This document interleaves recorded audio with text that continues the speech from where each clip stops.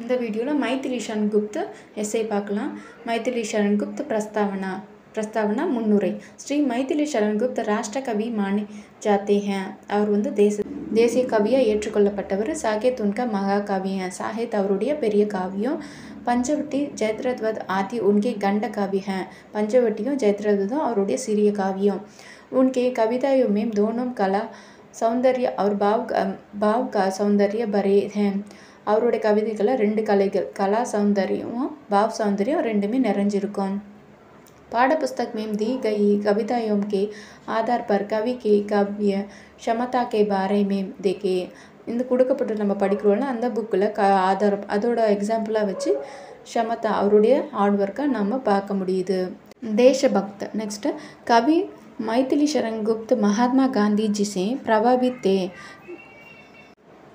மைथिली शरण गुप्त காந்திஜியோட இம்பேக்டால் அவரால் ஈர்க்கப்பட்டவர். குப்தஜி மகான் தேஷ்பக்த் தே. குப்தஜி வந்து ரொம்பவும் தேசபக்தியுடையவர். உன்கே பாரத் தேச சே படா பியார் ஹை. அவர் இந்தியாவை ரொம்ப நேசிக்கிறாரு. பிரஸ்துத் கிதாப் में குப்தஜி கே மாத்ருபூமி நாம கவிதா தி கயி ஹை. இந்த நமக்கு கொடுக்கப்பட்டுள்ள புக்கில் மாத்ருபூமின்ற பேரில் இருக்குல்லையே அந்த கவிதை தேசபக்தியை பற்றி சொல்லுது. கவி இஸ் கவிதா में மாத்ருபூமி பாரத் கா வந்தனா கர்த்தே ஹை. அந்த கவிதையில் பாரத் இந்தியாவோட நமஸ்காரம் பண்ணியிருக்காரு. வந்தனானா வணக்கம் பண்ணியிருக்காரு. कहते हेम की போற்றியிருக்காருன்னு சொல்லலாம். कहते हेम की हे भारत भूमि नील आकाश तुम्हारा तट पर सुंदर है. அவர் சொல்கிறாரு, பாரதமே உன்னோட தலையில் நீல ஆகாசம் இருக்கு இல்லையா, வானம் இருக்கு இல்லையா, அது வந்து ரொம்பவும் அழகாக இருக்குது, உன் தலையில் அழகாக இருக்குது. சூரிய और चंद्रोदोनम तुम्हारा मुकुट है. சூரியனும் சந்திரனும் உனக்கு மணிமகுடம். சமுத்திர துமாரா மேகலாக. மேகலானா ஒட்டியானம். நதியோ மேம் பிரேம் பஹதா ஹை. நதிகளில் வந்து அன்பு வழிந்தோடுது. பக்ஷி பக்து ஜன் பன்கர். பறவைகள் வந்து பக்தி ஜனமாக மாறி கீத் காத்தி ஹை. பாடல் பாடுறாங்க. பாதலே பானி பர்ஷா கர் துமாரா அபிஷேக் கர்த்தி ஹை. வானம் வந்து மழையை பிழிஞ்சு உனக்கு மேலே அபிஷேகம் பண்ணுது. ஹே பாரத் துமாரா ஆக்ருதி நாராயண் கே ஆக்ருதி கே சமன் ஹை. இந்திய தேசமே உன்னுடைய உருவம் வந்து நாராயணனுடைய ஸ்ரீமன் நாராயணனுடைய ஆக்ருதி அவருடைய உருவத்துக்கு சமமாக இருக்குது அப்படின்னு சொல்கிறாரு. நெக்ஸ்ட் பாருங்கள், प्रयोग श्रृंगार. कपिलवस्तु के राजकुमार सिद्धांत मुक्ति का मार्ग खोजने जंगले में जाते हैं. கபிலவஸ்து ராஜா இருக்கார்ல சித்தார்த், புத்தர் இருக்கார்ல அவரோட உண்மையான பேர் சித்தார்த்.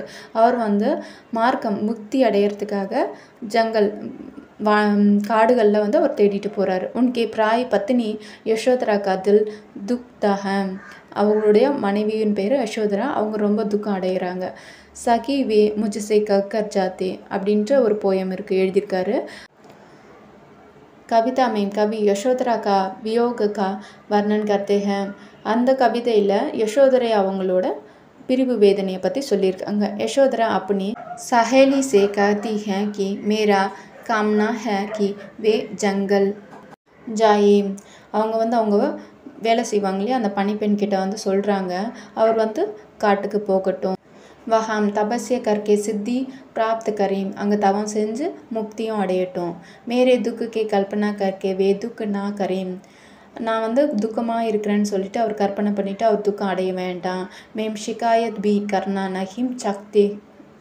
நான் அவர் மேலே கம்ப்ளைண்ட் பண்ண விரும்பலை. கியோம்கி ஏனென்றில் வே அபு முஜே பஹலே சே அதிக பாத்தே ஹை. அவர் இன்னும் என்ன அதிகமாக நேசிக்கிறாரு. வியோக சிங்கார் கா யக் அத்புத் உதாரண் ஹை. வியோக சிங்கார் பிரிவு வேதனை பற்றி சொல்கிறாங்களா, அதுக்கு வந்து உதாரணம் அற்புதமாக சொல்லியிருக்காரு. ஜாய ஹாம் சித்தி பாவே பே சுக் சே துக் நாஸ் ஹோ இஸ் ஜன் கே துக் சே. நெக்ஸ்ட் பாருங்கள், அலங்கார். அலங்கார் கே காரன் காவிய கா சௌந்தர்ய படுத்தா ஹை. அலங்காரம் யூஸ் பண்ணுறதுனால காவியத்தோட அழகு கூடுது. फिर भी यदि अलंकारों का प्रयोग ज़रूरत से ज़्यादा हो जाता है काव्य निरस हो जाता. அது மட்டும் இல்லாமல் அலங்காரத்தை வந்து ரொம்ப அதிகமாக யூஸ் பண்ணிட்டோன்னா ஒரு போர் அடிக்கவும் ஆரம்பிச்சிடும். ஆனால் கரெக்டாக கவி வந்து யூஸ் பண்ணியிருக்காரு, ஒரு லிமிட்டாக யூஸ் பண்ணியிருக்காரு. கவிக்கு மாத்ருபூமி கவிதா மேம் அலங்காரம் க சுந்தர் உபயோக திகாயி படுத்தா ஹை. மாத்ருபூமின்ற கவிதையில் அவர் அலங்காரம்லாம் ரொம்ப அழகாக பயன்படுத்தியிருக்காரு. இஸ் கவிதா மேம் கவி பாரத் கே ஆக்ருதி பகவான் நாராயண் கே ஆக்ருதி சே तुलना करते हैं இந்த கவிதையில் வந்து பாரத இந்தியாவுடைய மேப் இந்தியாவோட வடிவம் வந்து பகவான் நாராயணோட வடிவத்துக்கு ஒத்து போகுதுன்னு சொல்கிற மாதிரி சொல்லியிருக்காரு. ஏக சச்முச் அனோகா ஹை, இது ரொம்பவும் வந்து யூனிக்னஸ் ஆனது, தனித்தன்மையானது. इसमें संगरूप अलंकार है, இதில் வந்து சங்கரூப் அலங்காரமும் யூஸ் பண்ணியிருக்காரு. सुरभित सुंदर सुख सुमन इसमें अनुप्रयास के चढ़ा है, அந்த பாடலில் வந்து अनुप्रयास யூஸ் பண்ணியிருக்காரு. करते अभिषेक प्रियाद है, इसमें मानविकारण है. सरल भाषा ईजी लैंग्वेज, कथित बात को प्रभावशाली बनाने के लिए अलंकारिक भाषा जितने आवश्यक है उतने ही सरल भाषा भी आवश्यक है. கதையை தாக்கம் உண்டதாகவும் நல்ல இன்ட்ரெஸ்டாக கொண்டு போகிறதுக்கு அலங்காரங்கள் எப்படி, அலங்காரம்னா கிராமர்ஸ் எப்படி வந்து யூஸ் ஆகுமோ அந்த மாதிரி सरल भाषा ஈஸி லாங்குவேஜில் சொல்கிறதும் ரொம்ப முக்கியமானது, आवश्यक है. भाव को पाठकों तक पहुँचाने के लिए सरल भाषा भी उपयोग भाषा है. படிக்கிறவங்களுக்கு சின்னவங்கலேருந்து பெரிய வரையும் அது போய் சேரணும் அப்படின்னா ஈஸியான லாங்குவேஜை தான் யூஸ் பண்ணணும். यशोधरा के विरोगी दुख को वर्णन करते समय कवि सरल भाषा के प्रयोग करती हैं. யசோதரையோட பிரிவு வேதனையை வெளிப்படுத்துறதுக்காக ஈஸி லாங்குவேஜ் யூஸ் பண்ணியிருக்காரு.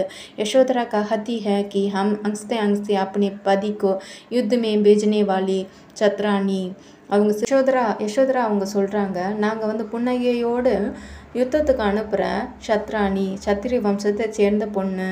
ஃபிர் பி முஜ்சே கஹி பினா சலே கயி, ஆனாலும் என்கிட்ட சொல்லாமையே போயிட்டாரு, நான் அவ்வளோ வீக்குன்னு நினச்சிட்டாரு அப்படின்னு சொல்கிறாங்க. மேலே கொடுத்துருக்க லைன்ஸை தான் வந்து போயமாக கொடுத்துருக்காங்க. ஸ்வய சுகஜித் கர்கே ஷன் மேம் पर्याप्तम को प्राणी के प्रण में हमें भेज देती है रण में. शत्रु धर्म के नाते सगी वे मुझको कह कर जाते. भाषा पाருங்க. नेक्स्ट भाषा, गुप्त जी भाषा शुद्ध कड़ी बोली है. அவர் வந்து ரொம்ப ஈஸியான லாங்குவேஜில் யூஸ் பண்ணியிருக்காரு. फिर भी संस्कृत शब्द भी पाया जाती है, संस्कृत கூட கொஞ்சம் யூஸ் பண்ணியிருக்காங்க. मातृभूमि कविता के अंत में गुप्त जी गाते हैं. मातृभूमि கவிதையில் வந்து கடைசியில் குப்தஜி பாடியிருக்காரு. विश्वपालिन दुख स्त्री हैं, भय निवारणी शांतिकारिणी सुखत्री हैं அப்படின்னு பாடியிருக்காரு. விசேஷता பாருங்க. गुप्त जी कविताओं में अलंकार और भाव सही मात्रा में मिलाई गई हैं. गुप्त जीயோட கவிதைகளில் அலங்காரமும் கரெக்டான ஒரு மாத்திரைனா கிராமரு, அதை வச்சும் கரெக்டாக பண்ணியிருக்காரு. इससे काव्य में 4 चांद लहा गई है. இந்த காவியத்தில் 4 நிலா வந்து மின்னுவது போல் இருக்கான். குப்தஜிக்கு ரச்சனும் ஏக் மகா சங்சார் है, அவருடைய எழுத்துக்கள் வந்து பெரிய மகா கடல். யஹா மாத்திர யக் புந்த் கா வர்ணன் ஹுவா है, இது வந்து அவரோட ஒரு துளி, அவருடைய மகாசாகரில் ஒரு துளி தான் இந்த கவிதை அப்படின்னு சொல்லி முடிக்கிறாங்க. ஓகே, வீடியோ பிடிச்சிருந்தா லைக் பண்ணுங்கள், ஷேர் பண்ணுங்கள், சப்ஸ்கிரைப் பண்ணுங்கள். யாராவது உங்கள் கூட படிக்கிறாங்கன்னா அவங்களுக்கும் ஷேர் பண்ணுங்கள். ஓகேவா? தேங்க்யூ.